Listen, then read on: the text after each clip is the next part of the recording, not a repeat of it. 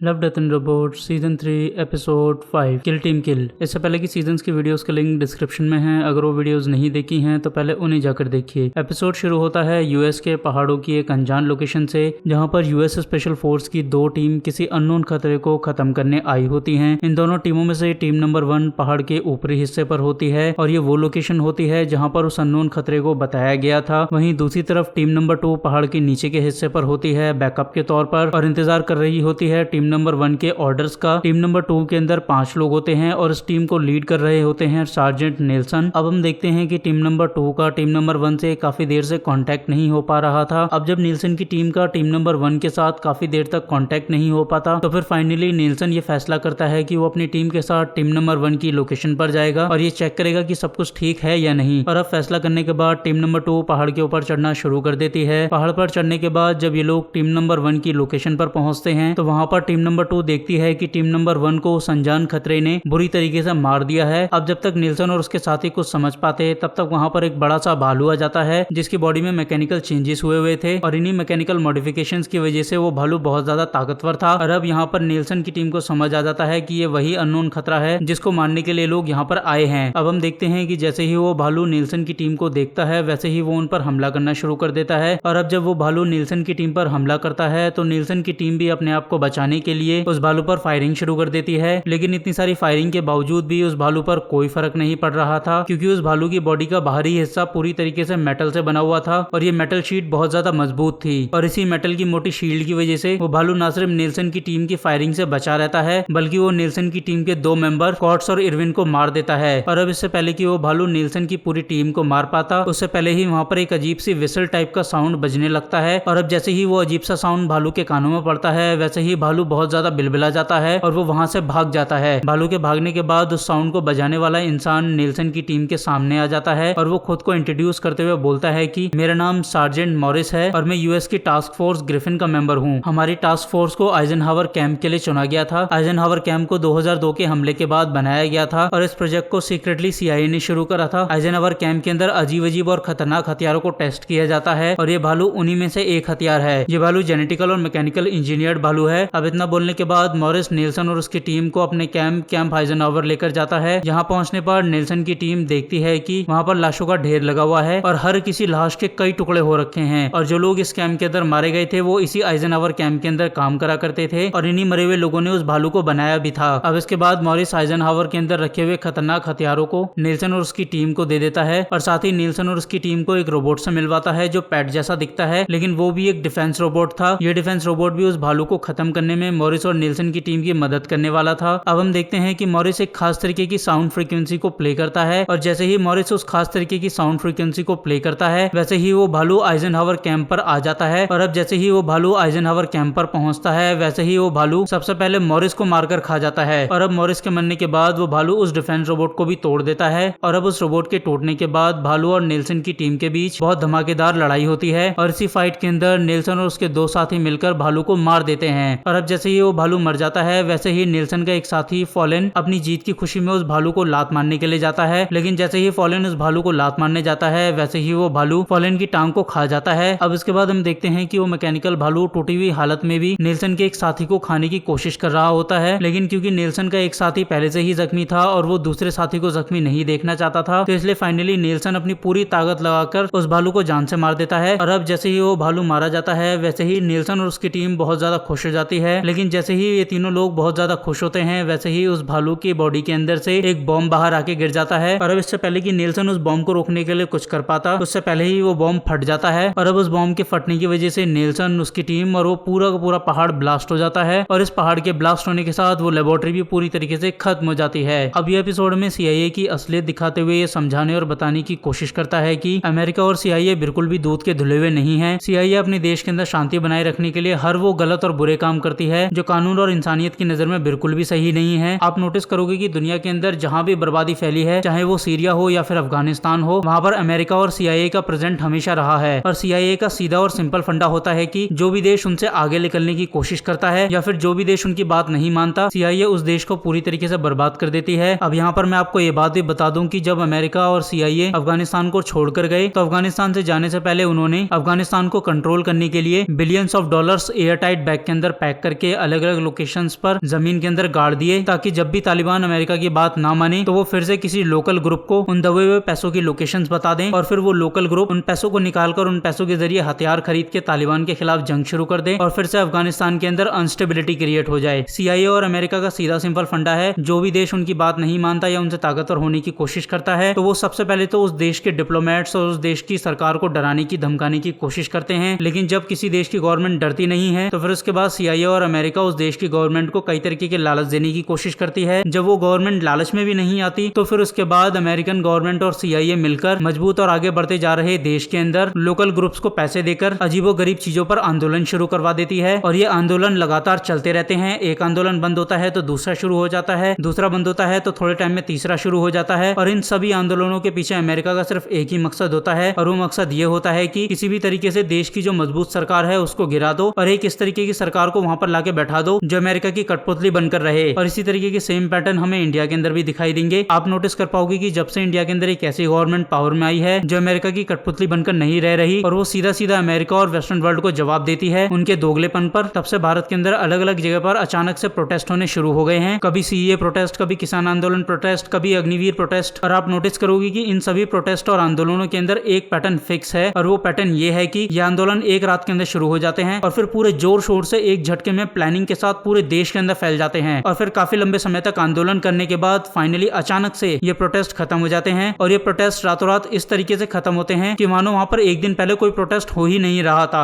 आप इंडिया के अंदर हो रहे हाल ही के किसी भी प्रोटेस्ट को उठा के देख लो, सब प्रोटेस्ट के अंदर सेम पैटर्न दिखाई देगा आपको। ये प्रोटेस्ट एक रात में शुरू होते हैं, प्लानिंग के साथ पूरे देश के अंदर शुरू करे जाते हैं और फिर उसके बाद एक लंबे चौड़े शोरगुल के बाद, हंगामे के बाद अचानक से प्रोटेस्ट एक रात में गायब हो जाते हैं। CAA और NRC के कानून को सरकार ने सिर्फ कुछ महीने के पेंडिंग पर डाला था, लेकिन फिर भी ये प्रोटेस्ट एक रात के अंदर खत्म हो गए। वहीं फार्मर प्रोटेस्ट भी जिन पॉलिसीज के खिलाफ चल रहा था उन पॉलिसीज को भी गवर्नमेंट ने सिर्फ 18 महीने की पेंडिंग पर डाला था, लेकिन फिर भी उसके बावजूद अचानक से ये प्रोटेस्ट गायब हो गए। और आज के टाइम पे जो CAA NRC के लीडर बने घूम रहे थे या किसान आंदोलन के लीडर बने घूम रहे थे वो इन बिल के बारे में कोई बात नहीं कर रहे हैं सरकार से। आप इस बात को जरा खुद सोच कर देखो कि दिक्कत भारत के किसानों को थी और ये हमारा इंटरनल मैटर था, लेकिन उसके बावजूद ही भारत के किसानों के सपोर्ट में ट्वीट किस तरीके के लोग कर रहे थे। रेहाना, मियां खलीफा और ग्रेटा थनबर्ग जैसे लोग। रेहाना जो कि अपने देश के अंदर टैक्स चोरी को लेकर केस झेल रही है। मियां खलीफा के बारे में तो मुझे बताने की कोई जरूरत ही नहीं है। और बात करें ग्रेटा थनबर्ग की तो वो एक बच्ची है, उसे कुछ भी नहीं पता, लेकिन उस बच्ची की आड़ में जो NGO उस बच्ची को सपोर्ट और उस बच्ची की पूरी केयर टेकिंग करता है वो NGO अपना प्रोपेगेंडा चलाता है। आप एक बात खुद सोच के देखो कि किसान आंदोलन के सपोर्ट में 40 करोड़ का एड कैलिफोर्निया के फाइनल फुटबॉल लीग के अंदर चलाया गया। मतलब मुझे ये बात बिल्कुल समझ नहीं आ रही कि आखिरकार कैलिफोर्निया के अंदर कौन से भारतीय किसान की जमीन थी, या फिर शायद मुझे ही अपने देश की जियोग्राफी के बारे में नहीं पता और कैलिफोर्निया भारत का ही हिस्सा है। मैं किसी पार्टी का सपोर्ट नहीं कर रहा हूँ, मैं सिर्फ देश के साथ हूँ। और इस बात को आप बिल्कुल नहीं नकार सकते कि अमेरिका और पूरा का पूरा वेस्टर्न वर्ल्ड भारत को कभी भी कामयाब और महाशक्ति बनते हुए बिल्कुल नहीं देखना चाहता। वो हर वो तरीका इस्तेमाल करना चाहते हैं जिसके दम पर वो भारत को डुबो दें, भारत को हमेशा गुलाम और एक कमजोर देश बनाकर रखें, क्योंकि उन्हें पता है जिस दिन भारत उभर जाएगा और एक महाशक्ति बन जाएगा उस दिन अमेरिका और पूरे वेस्टर्न वर्ल्ड का कंट्रोल इस दुनिया से खत्म हो जाएगा। आपको छोटी छोटी चीजों को नोटिस करना होगा। आप जब एक बड़े लेवल पर पैटर्न ढूंढने की कोशिश करोगे और छोटी छोटी चीजों को नोटिस करोगे तो आपको ये सब चीजें क्लियर होती दिखाई देंगी और ये बात समझ आएगी कि भारत के अंदर जो भी कुछ आंदोलन ये सब चीजें चल रही हैं, जितनी भी अनस्टेबिलिटी क्रिएट हो रही है, ये सब कुछ विदेश से फंड किया जा रहा है। और मानो या ना मानो इन सभी चीजों के पीछे सिर्फ और सिर्फ 3 लोग हैं। पहला CIA, दूसरा अमेरिकन गवर्नमेंट और तीसरा जॉर्ज सोरस नाम का एक अमेरिकन बिजनेसमैन, जिसने ये बात ओपनली बोली थी कि मैं बिलियंस ऑफ डॉलर्स खर्च कर दूंगा भारत की मजबूत सरकार को गिराने के लिए और एक ऐसी सरकार को स्टेबलाइज करने के लिए जो अमेरिका के हिसाब से चलेगी। तो आखिर में मैं सिर्फ यही बोलूंगा कि अपने देश को लेकर वफादार बनो, सोशल मीडिया पर डाली गई चीजों को लेकर इन्फ्लुएंस मत हो, पैटर्न्स को ढूंढो और समझने की कोशिश करो कि कौन तुम्हारे देश को बाहर बैठकर तोड़ने की कोशिश कर रहा है। और एक भारत देश के तौर पर, एक महान संस्कृति के तौर पर एकजुट रहो, क्योंकि जब तक आप एकजुट रहोगे तब तक ये महान भारत देश ऊपर बढ़ता चला जाएगा और एक दिन जरूर पूरी दुनिया के अंदर सबसे शक्तिशाली देश बन के उभरेगा। दुनिया के बड़े बड़े विद्वानों ने, चाहे वो विद्वान भारत के अंदर पैदा हुए हों या फिर वेस्टर्न वर्ल्ड के अंदर पैदा हुए हों, सभी ने एक बात क्लियर कही है, अगर इस दुनिया के अंदर शांति स्थापित करनी है तो भारत को महाशक्ति बनना ही पड़ेगा। तो भारत को महाशक्ति बनाने के लिए, अपने आप को शक्तिशाली करने के लिए अपने काम पर फोकस करो और अपने देश को एकजुट रखो। लोगों के भड़काने में बिल्कुल मत आओ। अपने इस लाखों साल की सभ्यता वाले देश के साथ वफादार रहो। और अब इसी मैसेज के साथ ये एपिसोड खत्म हो जाता है।